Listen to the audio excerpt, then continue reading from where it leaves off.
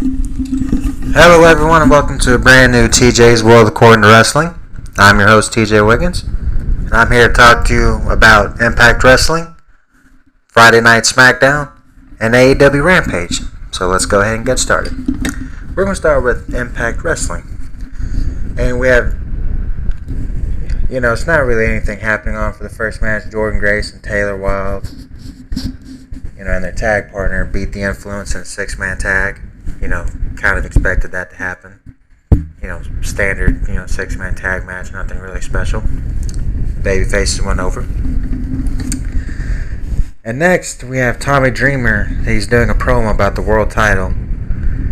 And, he says that he needs to win, that he wants to win, that he owes it to himself to win. He's been the ECW champion, now he wants to be the champion for another company. And Christian shows up, and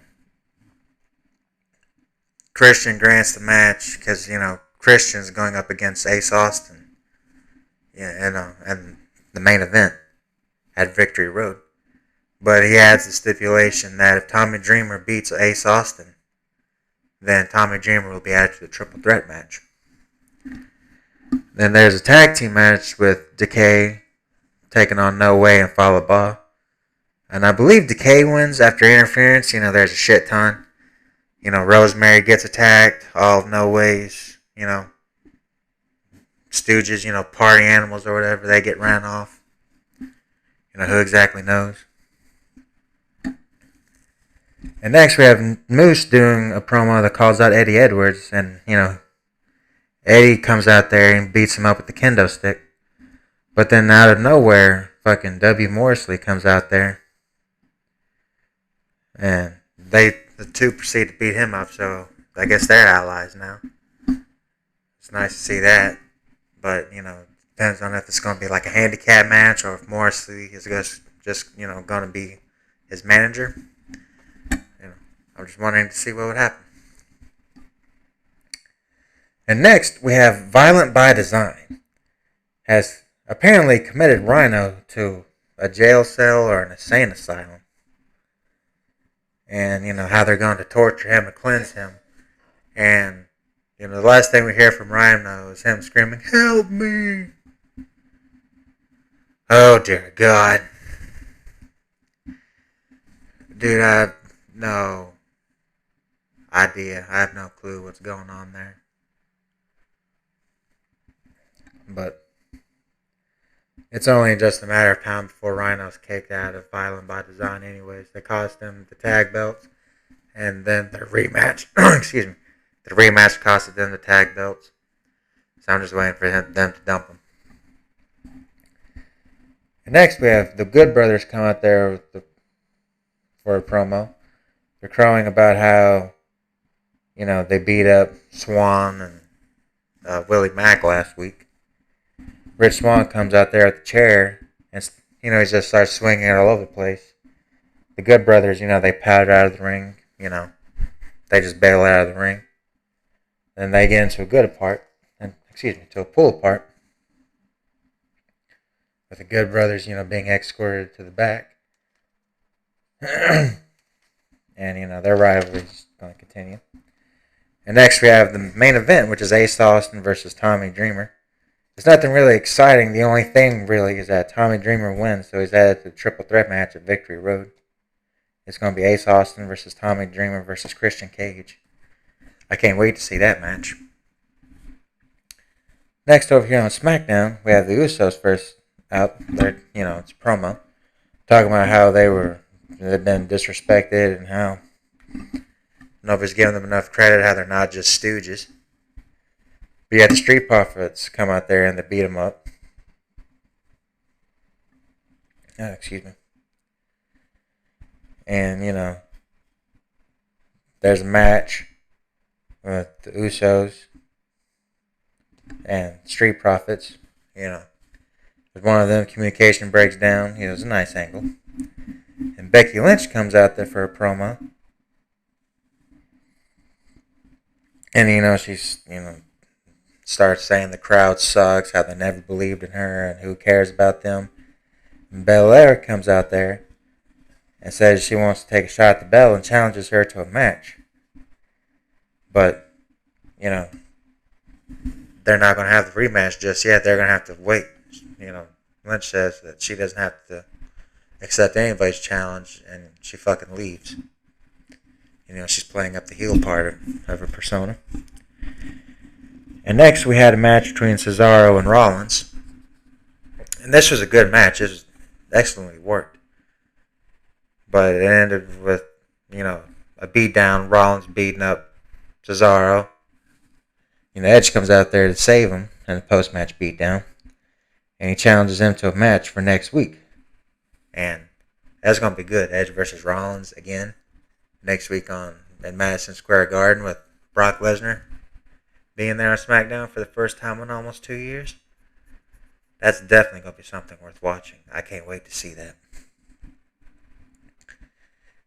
You know, next we have the Universal title match, which is Finn Balor against Roman Reigns. To start it off, before Balor can even get into the ring, the Usos jump him. And, you know, the Street Profits run off the Usos. Thankfully. But the doctors are out there looking on Balor when we get back from commercial break. But the match go ahead and starts. And it's good because Reigns, you know, does the violence of the match, you know, escalates. He does like a simple couple punches and he tries, you know, to win, tries to get the pinfall. Balor kicks out. He does like a power bomb, he kicks out. He does, you know, a clothesline from like top rope and he kicks out. And it's really great because, you know, it shows how resilient Balor's being and how he won't quit, how proving how strong he is. But then all of a sudden, Balor, he catches wind, he catches fire.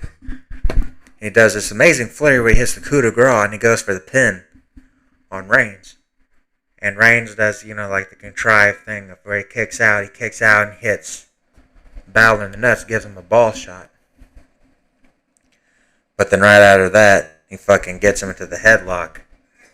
And just makes him, and he chokes him out, makes him pass out, excuse me. And so Reigns still retains your Universal title. And that was a great match. That was fantastic. About, you know, how it was laid out. And how it all went according to plan and how everybody's made to look strong at the same time. That's a great way to do a match. Now we go over to AEW Rampage. And Black, you know, destroys Lee Johnson. It was a good match for its purpose was, you know, to get Black over, to make him look strong. It was just a bit more competitive than what I thought it would be. Because, you know, he's taken a lot of big moves. Johnson took a lot of big moves from, you know, Black. And he still kept kicking out. To me, it should have been like a 5-minute match to where Black hit the Black Mask. And he beat him. But, you know, that's just how I would have booked things. And next we had Chris Statlander, you know, beat Baker's, you know, her two goons in a handicap match. And it was a nice match to show off her strength and power. And she did this amazing spot where, she, you know, she did a fucking power slam and a power bomb at the same time on the two chicks. You know, I didn't really see that coming. And that was fantastic. I can't wait that all out to see Statlander versus Baker. I mean, Baker's going to win. Because I really don't know who. I think the only person that Baker's going to lose the women's title to is who's going to win the women's battle royal at All Out. I think that's who she's eventually going to lose the title to. It's just a matter of who's going to debut there. Could be Ruby Riott. Could be Casey Lee. We don't know. But, you know, we're going to see. And finally, for the main event, we had Darby Allin versus Danny Garcia. Allin was accompanied by Sting. And Garcia was accompanied by 2.0. But the highlight of this was Punk being on commentary. And Darby Allin took the stupid bump to where he threw himself through a table.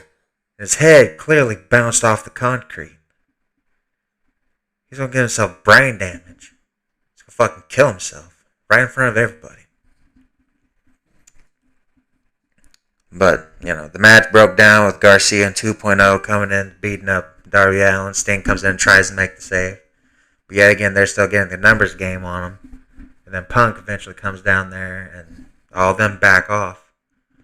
And then Darby Allin hits a suicide dive onto 2.0, wiping them out. And then Punk and Darby Allin, they just stare down at each other. Promoting their match at All Out.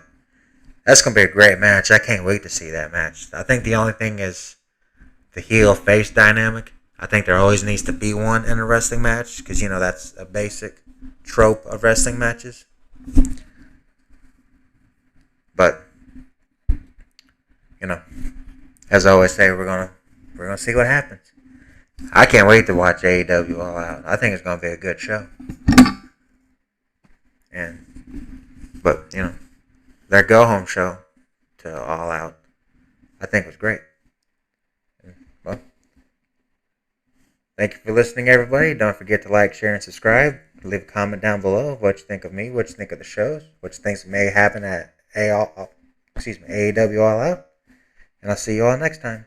Bye-bye.